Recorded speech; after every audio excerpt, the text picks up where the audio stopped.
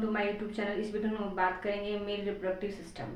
Mail reproductive system के अंतर्गत हम लोग प्रीवियस वीडियो में पढ़ चुके हैं कि मेल रिप्रोडक्टिव सिस्टम के अंदर primary sex organ and secondary sex organ क्या होते हैं, एंड प्राइमरी सेक्स ऑर्गन के अंदर कौन कौन से ऐसे मेल रिप्रोडक्टिव पार्ट आते हैं, सेकेंडरी सेक्स ऑर्गन में कौन कौन से ऐसे पार्ट आते हैं, हम लोग पिछले वीडियो में पढ़ चुके हैं। एंड टेस्टिस क्या होता है, टेस्टिस के फंक्शन क्या होते हैं, ये भी हम लोग पढ़ चुके हैं। तो इस वीडियो में हम लोग बात करेंगे male accessory duct and male accessory gland क्या होती हैं एंड कैसे ट्रांसपोर्टेशन करते हैं सीमेन का एंड स्पर्म का। तो आइए देखते हैं मेल एसेसरी डक्ट क्या होती है एंड मेल एसेसरी ग्लैंड क्या होती है। तो आज का हमारा टॉपिक है male accessory duct and male accessory gland, जो किस में हेल्प करती हैं ट्रांसपोर्टेशन ऑफ द स्पर्म में, स्पर्म के ट्रांसपोर्टेशन में, स्पर्म के फॉर्मेशन में एंड सीमन के फॉर्मेशन में हेल्प करती हैं। तो ये देखते हैं कौन कौन सी मेल एसेसरी डक्ट होती हैं।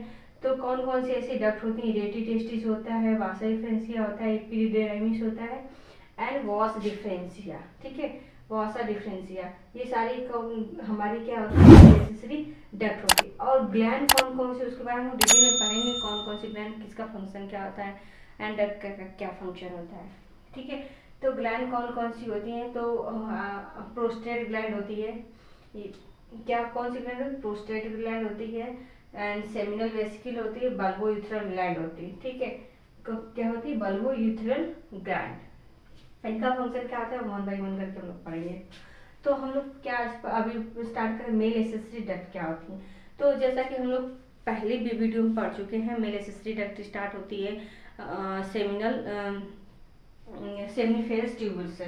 तो हम लोग पढ़ चुके हैं टेस्टिस के अंदर कितने टेस्टिकुलर लोब्यूल्स होते हैं, 250 टेस्टिकुलर लोब्यूल्स होते हैं। मतलब एक ह्यूमन टेस्टिस के अंदर 250 टेस्टिकुलर लोब्यूल्स होते हैं और एक लोब्यूल्स के अंदर 1 से 3 सेमिनिफेरस ट्यूबुल्स होते हैं। अब सेमिनिफेरस ट्यूबुल्स क्या होते हैं, सेमिनिफेरस ट्यूबुल्स के अंदर दो प्रकार की सेल पाई जाती हैं जो हेल्प करती हैं स्पर्म के फॉर्मेशन में।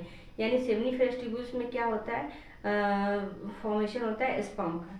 तो ये है हमारा ह्यूमन का टेस्टिस। क्या है ह्यूमन का टेस्टिस, ये जो बॉक्स स्ट्रक्चर बना है ये है टेस्टिकुलर लोब्यूल्स जो होते हैं 250 की संख्या में। और एक टेस्टिकुलर लोब्यूल्स के अंदर 1 से 3 क्या होते हैं सेमिनिफेरस ट्यूबुल्स होते हैं। अब सेमिनिफेरस ट्यूबुल्स के अंदर किसका फॉर्मेशन होता है, स्पर्म का। अब स्पर्म का फॉर्मेशन हो गया, उस स्पर्म को कैरी करने के लिए क्या होंगी, एसेसरी डक्ट होंगी। तो एसेसरी डक्ट का फंक्शन क्या होता है, हेल्प इन द ट्रांसपोर्टेशन। क्या करती है, हेल्प इन द ट्रांसपोर्टेशन।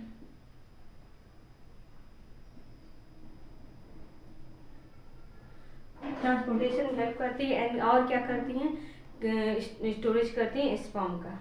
ठीक है, अब हम लोग पढ़ेंगे फिर इसके अंदर फॉर्मेशन हो गया किसका, स्पर्म का। अब स्पर्म को कैरी करने के लिए एक और डक्ट होती है जिसको हम लोग बोलते हैं ट्यूब्यूल्स के अंदर जब फॉर्मेशन हो जाएगा किसका, स्पर्म का, तो स्पर्म को कैरी करने के लिए एक और डक्ट हो जाएगी होती है जिसको हम लोग बोलते हैं, क्या बोलते हैं, ट्यूबुलाई रेक्टाई। क्या बोलते हैं, ट्यूबुलाई रेक्टाई।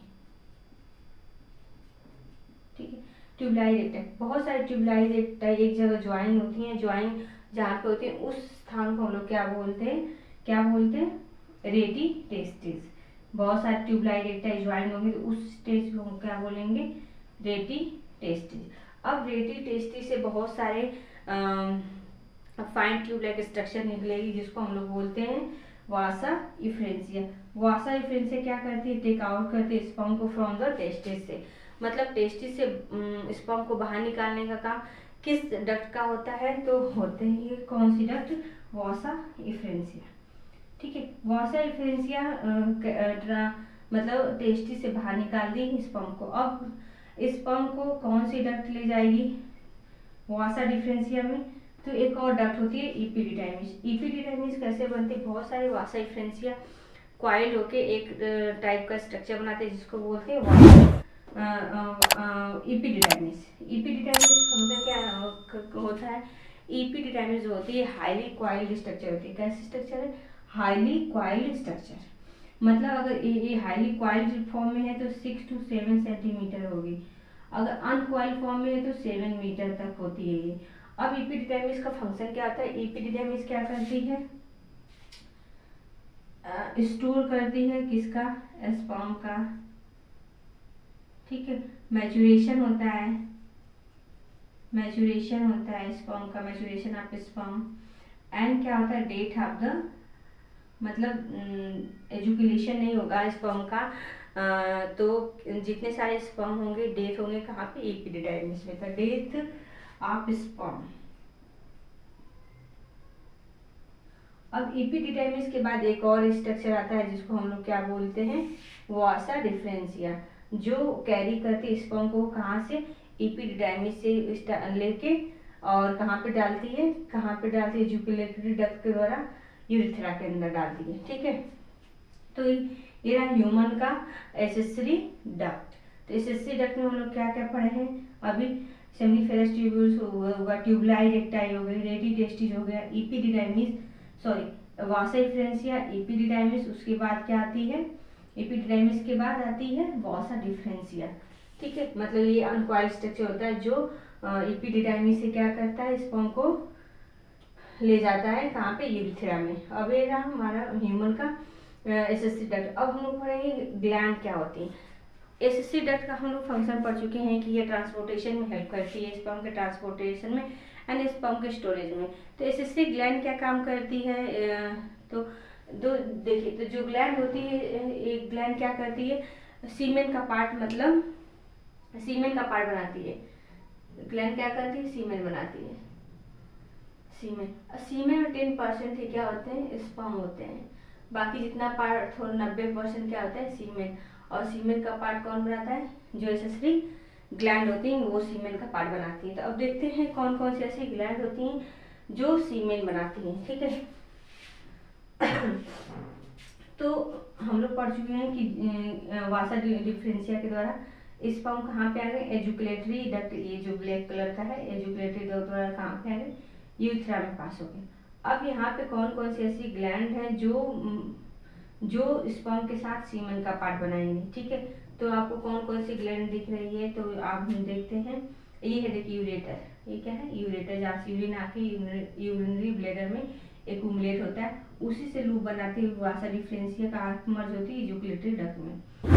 अब हमको क्या देखना है, कौन कौन सी ग्लैंड होती है, ठीक है। तो एक ग्लैंड हुई ये प्रोस्टेट ग्लैंड, जिसको क्या बोलते हैं, प्रोस्टेट ग्लैंड, ठीक है।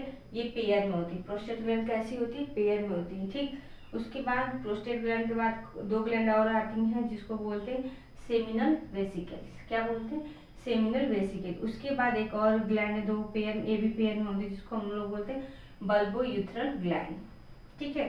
और ये है यूरिथ्रा, और ये ह्यूमन का पेनिस, जिसके द्वारा एजुकुलेशन होता है स्पर्म का। तो जो ह्यूमन का पेनिस होता है, ये तो कैसा होता है, यूरिन भी एक ही मार्ग होता है, यूरिन के लिए भी और सीमेन के लिए भी मार्ग एक ही होता है, ठीक है। तो ऐसे करके स्पर्म आएंगे, एजुकुलेटरी डक्ट में इंटर करेंगे, उसके द्वारा कहाँ पे, यूरिथ्रा के द्वारा बाहर निकल दिए जाते हैं, और उसके अंदर ये सारी जो ग्लैंड होती वो मिलकर क्या बनाती, सीमेन का पार्ट बनाती है। ये सारे फंक्शन कहाँ पे हो रहे हैं, एब्डोमिनल कैविटी में, और ये है ह्यूमन का टेस्टिस, ठीक है, ये ह्यूमन का टेस्टिस, ठीक है। अब हम लोग देखेंगे ग्लैंड के क्या क्या काम होते हैं। तो पहले हम लोग देखते हैं सेमिनल वेसिकल्स, ये है सेमिनल वेसिकल्स, ठीक है, सेमिनल वेसिकल्स। सेमिनल वेसिकल कितनी होती है, पेयर में होती है, दो होती हैं, और क्या बोलते हैं, produce fluid make of the semen, ठीक है। तो सेमिनल वेसिकल क्या रिलीज करती हैं, फ्लूइड रिलीज करती हैं जो सीमेन का पार्ट बनाती हैं, और उस सीमेन में क्या क्या होता है। तो सेमिनल वेसिकल क्या करती है, seminal basically 60% of plasma release होता है। सबसे ज़्यादा सीमेन का पार्ट कौन सी ग्लैंड बनाती है, तो सेमिनल वेसिकल से बनाती है, जिसमें 60 होते हैं। सेमिनल वेसिकल में प्लाज्मा होता है, एंड क्या ऐड करती है अल्कलाइन पीएच, मतलब आपको जैसे पता है कि जो फीमेल का वजाइना होता है कैसा होता है, एसिडिक नेचर का होता है, ठीक है। तो उस एसिडिक नेचर को मेंटेन करने का काम सेमिनल वेसिकल से रिलीज होने वाले कौन से करते हैं, एल्कलाइन पीएच करते हैं। अब एल्कलाइन पीएच क्यों जरूरी है, क्योंकि अगर ज़्यादा एसिडिक मीडियम रहेगा तो जितने सारे स्पर्म रिलीज होंगे वो सारे क्या हो जाएंगे, किल हो जाएंगे, यानी वो सारे स्पर्म की डेथ हो जाएगी। तो उस एसिडिक को मेंटेन करने के लिए क्या रिलीज करती है, एल्कलाइन पीएच रिलीज करती है। एंड उसके बाद फ्रक्टोज रिलीज करती है। फ्रक्टोज का क्या काम करता है, फ्रक्टोज का क्या वर्क होता है, ये न्यूट्रिशन प्रोवाइड करता है किसको, स्पर्म को, ठीक है। एंड म्यूकस एंड एंजाइम कुछ रिलीज करती है सेमिनल वेसिकल, और सेमिनल वेसिकल क्या करती है, 60% मतलब सीमेन का पार्ट कौन सी ग्लैंड बनाती है, तो सेमिनल वेसिकल बनाती है। हम बात करें सेमिनल वेसिकल, उसके बाद है प्रोस्टेट ग्लैंड। अब ये है सेमिनल वेसिकल 60% बनाती है सीमेन का पार्ट, तो प्रोस्टेट ग्लैंड कितना बनाती है, तो प्रोस्टेट ग्लैंड सीमेन का 30% पार्ट बनाती है। कितना पार्ट, 30%, मतलब 30% ये प्लाज्मा रिलीज करती है, जिसमें होते हैं कैल्शियम एंड प्रोटियोलाइटिक एंजाइम। क्या होते हैं, enzyme and plasma, calcium and proteolytic enzyme. अब प्रोटियोलाइटिक एंजाइम कब रिलीज होते हैं, ये ड्यूरिंग इंटरकोर्स के टाइम ही रिलीज होते हैं, जो क्या करते हैं, पेनिस को लुब्रिकेशन देते हैं, लुब्रिकेट करते हैं, ठीक है। प्रोस्टेट ग्लैंड हो गया है सेमिनल वेसिकल। अब क्या हो गया, बल्बोयूथरल ग्लैंड। बल्बोयूथरल ग्लैंड दो पेयर में होती है, जो हेल्प करती है लुब्रिकेशन ऑफ द पेनिस, ठीक है। मतलब इस जो ये मीडियम बल्बोयूथरल, इस वाले मीडियम को क्या करती है, लुब्रिकेट करती है। जो यूरिथ्रा का पार्ट है पेनिस के, उसको क्या करती है, लुब्रिकेशन देती है म्यूकस रिलीज करके, ताकि स्पर्म इजीली पास आउट हो जाए, ठीक है, ड्यूरिंग इंटरकोर्स के टाइम, ठीक है। अब हो गया prostate gland, seminal vesicle, bulbourethral gland. तो ये हमारे तीनों ग्लैंड का काम क्या क्या करती है। प्रोस्टेट ग्लैंड क्या करती है, कैल्शियम आयन, फास्फेट आयन का रिलीज करती है, एंड 30% सीमेन का पार्ट बनाती है, एंड प्रोटियोलाइटिक एंजाइम रिलीज करती है, ठीक है। और एक है एजुकुलेटरी डक्ट। एजुकुलेटरी डक्ट क्या होता है, एजुकुलेटरी डक्ट में क्या होता है, द सीमेन स्टोरियर। यहाँ पे देखिए जो क्या है, जो आया स्पर्म, क्या है, स्पर्म किसके थ्रू आया, वासा डिफरेंशिया के द्वारा आया, ठीक है। और वो स्पर्म कहाँ पे एक्यूमुलेट होगा, हियर द एजुकुलेटरी डक्ट, ठीक है। जब तक एजुकुलेशन ना हो, ठीक है, this duct deliver the sperm into the urethra. और क्या करती है, स्पर्म को डिलीवर करती कहाँ पे, यूरिथ्रा में। मतलब ये जो मैंने ब्लैक कलर का दिख रहा होगा आपको ऐसे करके, ये पोर्शन, दिस पोर्शन, ये है एजुकुलेटरी डक्ट। एजुकुलेटरी डक्ट क्या करती है, वासा डिफरेंशिया से लाए हुए स्पर्म को एक्यूमुलेट करती है, और जब तक एक्यूमुलेट करती है, जब तक उसका एजुकुलेशन ना हो, ठीक है। उसके बाद जब एजुकुलेशन का टाइम आएगा तो ये पास आउट करती है कहाँ पे पास आउट करती है, यूरिथ्रा के अंदर, ठीक है। उससे पहले एजुकेशन नहीं होगा तो स्टोर रहेंगे, उसके बाद यूरिन पास हो सकता है, ठीक है। तो तब तक सीमेन पास आउट नहीं होगा। फिर ह्यूमन का male accessory duct and male accessory gland.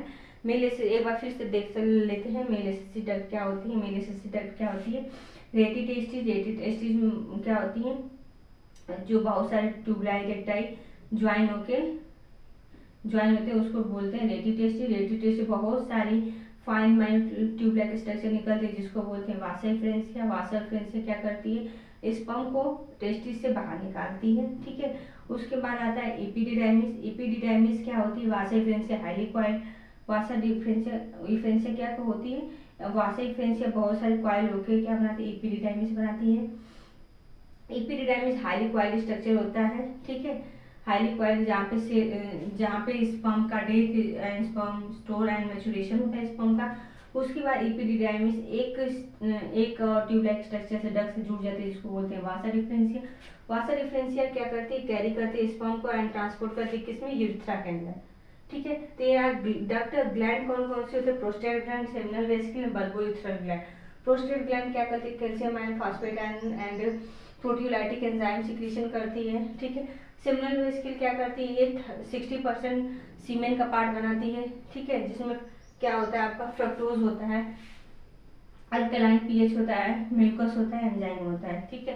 And बल्बोयूथरल क्या करती है, help in the lubrication of the penis, और क्या करती है, पेनिस के लुब्रिकेशन में हेल्प करती है। पेनिस के लुब्रिकेशन में मतलब यहाँ पे इसमें म्यूकस रिलीज करेगी, ताकि जो स्पर्म है वो इजीली से पास आउट हो जाए थ्रू पेनिस के द्वारा, ये पेनिस, ठीक है, ह्यूमन का, ठीक है, तो ये हमारा male accessory duct and male accessory gland. इस वीडियो में हम बात करेंगे स्पर्मेटोजेनेसिस। स्पर्मेटोजेनेसिस प्रोसेस क्या होती है एंड में ह्यूमन के किस पार्ट में होती है उसके बारे में जानते हैं। स्पर्मेटोजेनेसिस क्या है? Formation of the sperm from the spermatogonia, मतलब स्पर्मेटोगोनिया से स्पर्म का फॉर्मेशन ही के प्रोसेस को हम लोग क्या बोलते हैं? स्पर्मेटोजेनेसिस। अब स्पर्मेटोजेनेसिस क्या होती है, कैसे होती है, उसको हम देखते हैं। तो स्पर्मेटोजेनेसिस क्या है? तो मैं बोली हूँ स्पर्मेटोजेनेसिस क्या है। स्पर्मेटोजेनेसिस स्पर्मेटोगोनिया सेल से स्पर्म के फॉर्मेशन को क्या बोलते हैं? स्पर्मेटोजेनेसिस बोलते हैं। अब स्पर्मेटोगोनिया क्या होती है, कहाँ पे प्रेजेंट होती है, इसको हम देखेंगे। तो स्पर्मेटोगोनिया जो प्रेजेंट होती है ह्यूमन के टेस्टिस के अंदर होती है। जो मेल का टेस्टिस होता है, इनसाइड द टेस्टिस के अंदर क्या होते हैं? टेस्टिकुलर लोब्यूल्स होते हैं। ठीक है, क्या होते हैं? टेस्टिकुलर लोब्यूल्स होते हैं। और टेस्टिकुलर लोब्यूल्स के अंदर क्या होते हैं? सेमनीफेरस ट्यूब्यूल्स होते हैं। क्या होते हैं? सेमनीफेरस ट्यूब्यूल्स होते हैं। ठीक है, अब सेमनीफेरस ट्यूब्यूल्स को आप जब सेक्शन काटेंगे, जैसे सेमनीफेरस ट्यूब्यूल्स है, इसका आप टीएस काटेंगे तो कैसा आपको विजिबल होगा? इस फॉर्म में विजिबल होगा। ठीक, किस फॉर्म में? इस फॉर्म में। तो इसमें क्या होते हैं? स्पर्मेटोगोनियल क्या होती है? सेल्स होती हैं।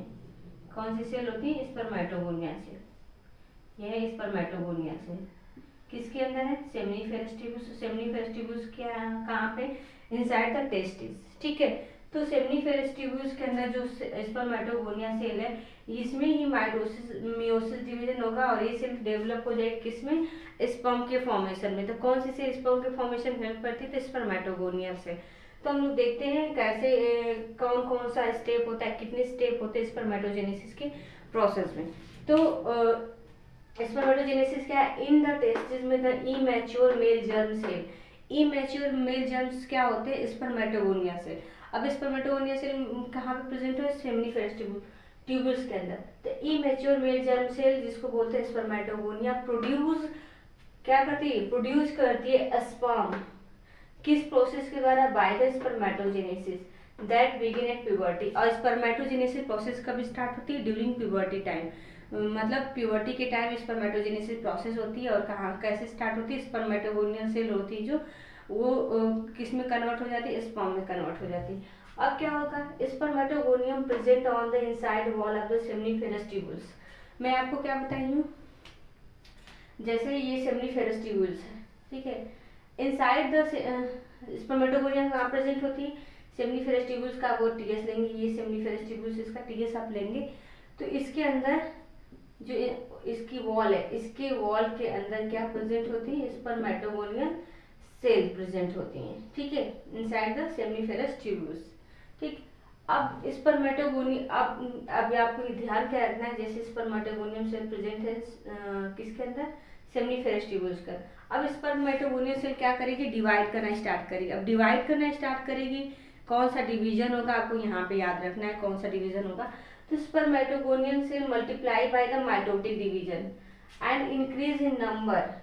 ठीक, and each spermatogonium is diploid and contain 46 chromosome.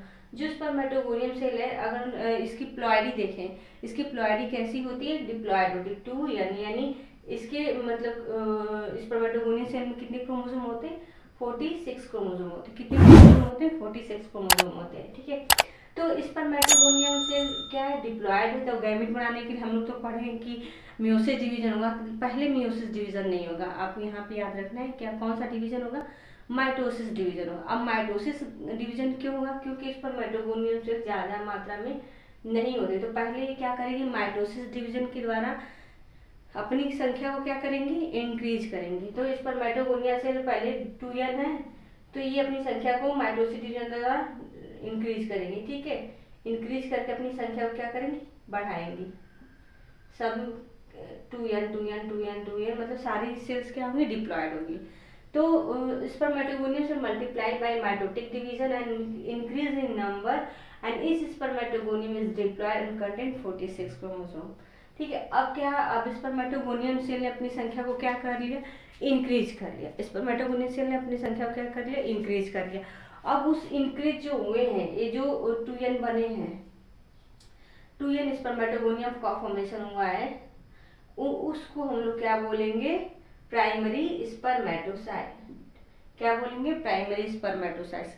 Primary spermatocytes क्या होते हैं, एक बार फिर से सुन लिए। जब स्पर्मेटोगोनियम सेल माइटोसिस डिवीजन के द्वारा अपनी संख्या को क्या करेगी, इंक्रीज करेगी, और उस जो इंक्रीज होंगे स्पर्मेटोगोनियम सेल वो कैसे होंगे, डिप्लॉयड में डिप्लॉयड होंगे। ठीक है, अब डिप्लॉयड होंगे तो जो डिप्लॉयड स्पर्मेटोगोनियम का फॉर्मेशन हुआ है किससे, स्पर्मेटोगोनियम सेल से। ठीक है, माइटोसिस डिवीजन के द्वारा, उस सेल्स को हम लोग क्या बोलेंगे, प्राइमरी स्पर्मेटोसाइट्स। ठीक है, अब प्राइमरी स्पर्मेटोसाइट की प्लॉइडी कैसी होती है, तो प्राइमरी स्पर्मेटोसाइट की प्लॉइडी कैसी होगी, 2n होगी। 2n क्यों होगी, क्योंकि ये किससे बने हैं, डिप्लॉयड स्पर्मेटोगोनियम से। ठीक है, तो प्राइमरी स्पर्मेटोसाइट की प्लॉइडी कैसी होगी, डिप्लॉयड होगी, क्योंकि स्पर्मेटोगोनियम सेल में माइटोसिस डिवीजन हुआ है, जिसके कारण प्राइमरी स्पर्मेटोसाइट्स का फॉर्मेशन हुआ है। ठीक, some of the spermatocytes called primary spermatocytes. अब जितने सारे स्पर्मेटोगोनिया का फॉर्मेशन हुआ है उसको हम लोग क्या बोलेंगे, प्राइमरी स्पर्मेटोसाइट्स। ठीक है, इन द प्राइमरी स्पर्म, अब देखो जो प्राइमरी स्पर्मेटोसाइट का फॉर्मेशन हुआ है, अब यहाँ से आपको याद रखना प्राइमरी स्पर्मेटोसाइट्स में कौन से डिवीजन होंगे, primary spermatocyte undergo meiosis division. अब प्राइमरी स्पर्मेटोसाइट मियोसिस डिवीजन करेंगे, मियोसिस डिवीजन कौन सा, meiosis division first, and primary spermatocyte complete the first meiotic division formation of the two equal haploid cell। और primary spermatocytes जो होती है meiosis division करके क्या बनाएगी, 2 इक्वल हैप्लॉइड सेल। ठीक है, 2 इक्वल क्या बनाएगी, 2 इक्वल हैप्लॉइड सेल बनाएगी। और हैप्लॉइड सेल को हम लोग क्या बोलेंगे, सेकेंडरी स्पर्मेटोसाइट्स। प्राइमरी स्पर्मेटोसाइट्स किसको बोल रहे थे, जब स्पर्मेटोगोनिया से माइटोसिस डिवीजन द्वारा प्राइमरी स्पर्मेटोसाइट्स बहुत सारे स्पर्मेटोगोनिया बना रही थी, तो उसको हम लोग बोल रहे थे प्राइमरी स्पर्मेटोसाइट, जिसकी प्लॉइडी क्या थी, 2n थी। ठीक है, अब प्राइमरी स्पर्मेटोसाइट्स में क्या हुआ, फर्स्ट मियोटिक डिवीजन हुआ, तो 2 इक्वल क्या बने, 2 इक्वल हैप्लॉइड सेल्स बने, जिसको हम लोग क्या बोलेंगे, सेकेंडरी स्पर्मेटोसाइट्स। अब सेकेंडरी स्पर्मेटोसाइट्स में क्या होगा, सेकेंड मियोटिक डिवीजन होगा, दूसरा मियोसिस डिवीजन होगा, जिसके कारण क्या बनेंगे, 4 स्पर्मेटिड्स का फॉर्मेशन होगा। कितने, 4 स्पर्मेटिड का फॉर्मेशन होगा। Secondary spermatocyte undergo the second meiotic division produce 4 equal haploid spermatids. कितने, 4 इक्वल हैप्लॉइड स्पर्मेटिड। ठीक है, 4 कितने बने, 4 स्पर्मेटिड्स बने। ठीक है, अब स्पर्मेटिड ट्रांसफॉर्म, अब जो स्पर्मेटिड का फॉर्मेशन हुआ है ट्रांसफॉर्म हो जाएंगे किसमें, ट्रांसफॉर्म हो जाएंगे मतलब कन्वर्ट हो जाएंगे, बदल जाएंगे किसमें, स्पर्मेटोजोआ यानी स्पर्म में, स्पर्मेटोजोआ यानी स्पर्म में। ठीक है, स्पर्म में, और स्पर्मेटिड से स्पर्म बनने की प्रोसेस को, या स्पर्मेटिड से स्पर्मेटोजोआ के बनने के प्रोसेस को हम लोग क्या किस नाम से जानते हैं, स्पर्मियोजेनेसिस। स्पर्मियोजेनेसिस एंड स्पर्मेटोजेनेसिस में कंफ्यूजन मत होइएगा। स्पर्मेटोजेनेसिस क्या है, स्पर्मेटोगोनिया से पूरा प्रोसेस जो बन रहा है स्पर्म के फॉर्मेशन के तक के प्रोसेस को स्पर्मेटोजेनेसिस बोलेंगे। और स्पर्मियोजेनेसिस किसको बोलेंगे, जब स्पर्मेटिड्स बन रहे हैं 4 इक्वल में, और स्पर्मेटिड से स्पर्मेटोजोआ यानी स्पर्म के बनने की प्रोसेस को हम लोग क्या बोलेंगे, स्पर्मियोजेनेसिस। तो ये हमारे स्पर्मेटोजेनेसिस, एक बार फिर से देख लेते हैं स्पर्मेटोजेनेसिस क्या है। ड्यूरिंग प्यूबर्टी टाइम या प्यूबर्टी के समय क्या होता है, स्पर्मेटोगोनिया प्रेजेंट होती है, कहाँ पे प्रेजेंट होती हैं, ह्यूमन के टेस्टिस के अंदर, और टेस्टिस के अंदर कहाँ पे, इनसाइड द सेमनीफेरस ट्यूबुल्स। ठीक है, अब सेमनीफेरस ट्यूबुल्स में बहुत सारी स्पर्मेटोगोनिया प्रेजेंट होती है, तो स्पर्मेटोगोनिया पहले क्या करेगी, मियोसिस डिवीजन नहीं करेगी, कौन सा डिवीजन करेगी, माइटोसिस डिवीजन करेगी। कौन सा डिवीजन करेगी, माइटोसिस डिवीजन करेगी। ठीक है, माइटोसिस डिवीजन करेगी। माइटोसिस डिवीजन कर बहुत सारे स्पर्मेटोगोनिया सेल का फॉर्मेशन होगा। ठीक है, अपनी संख्या को इंक्रीज करने के लिए, तो जो बहुत सारी संख्या बनेंगे उसको हम लोग बोलेंगे प्राइमरी स्पर्मेटोसाइट्स। अब प्राइमरी स्पर्मेटोसाइट प्लॉइडी कैसी होती है, 2n होती है। कैसी होती है, 2n होती है। अब प्राइमरी स्पर्मेटोसाइट में फर्स्ट मियोटिक डिवीजन होगा, कौन सा, फर्स्ट मियोटिक डिवीजन यानी फर्स्ट रिडक्शन डिवीजन। जिसमें क्रोमोसोम इसमें कितने थे, प्राइमरी स्पर्मेटोसाइट में 46 क्रोमोसोम थे। अब फर्स्ट मेयोटिक डिवीजन के द्वारा प्राइमरी स्पर्मेटोसाइट कन्वर्ट हो जाएगी किसमें, सेकेंडरी स्पर्मेटोसाइट। सेकेंडरी स्पर्मेटोसाइट यानी 23 क्रोमोसोम हो जाएंगे, ठीक। अब से प्राइमरी स्पर्मेटोसाइट सेकेंडरी स्पर्मेटोसाइट का फॉर्मेशन हुआ। फिर सेकेंडरी स्पर्मेटोसाइट में सेकेंड मेयोटिक डिवीजन हुआ। कौन सा, सेकेंड मेयोटिक डिवीजन होगा। सेकेंड मेयोटिक डिवीजन के द्वारा क्या फॉर्मेशन होगा, 4 इक्वल स्पर्मेटिड्स का फॉर्मेशन होगा। 4 इक्वल स्पर्मेटिड्स का फॉर्मेशन होगा। और जो स्पर्मेटिड्स हैं, स्पर्मेटिड्स स्पर्मियोजेनेसिस के द्वारा, कौन से जेनेसिस के द्वारा, स्पर्मियोजेनेसिस के द्वारा किसमें कन्वर्ट, डिफरेंशिएशन होगा, किसमें, स्पर्मेटिड्स में डिफरेंशिएशन होगा स्पर्मियोजेनेसिस प्रोसेस के द्वारा। और स्पर्मेटिड्स किसमें कन्वर्ट हो जाएंगे, स्पर्मेटोजोआ या स्पर्म में। जो स्पर्मेटिड्स इस फॉर्म में थे आपके, थोड़े थोड़े ऐसे थे, ठीक है। अब उनमें पूरा हेड 3 पार्ट ऐसे, मतलब उनमें सब कुछ फॉर्मेशन हो जाएगा उसके स्पर्म में, ठीक है। तो उस प्रोसेस को हम लोग बोलते हैं स्पर्मियोजेनेसिस। तो ये हमारा रहा स्पर्मेटोजेनेसिस प्रोसेस क्या होती है एंड कितने स्टेप में कंप्लीट होती है।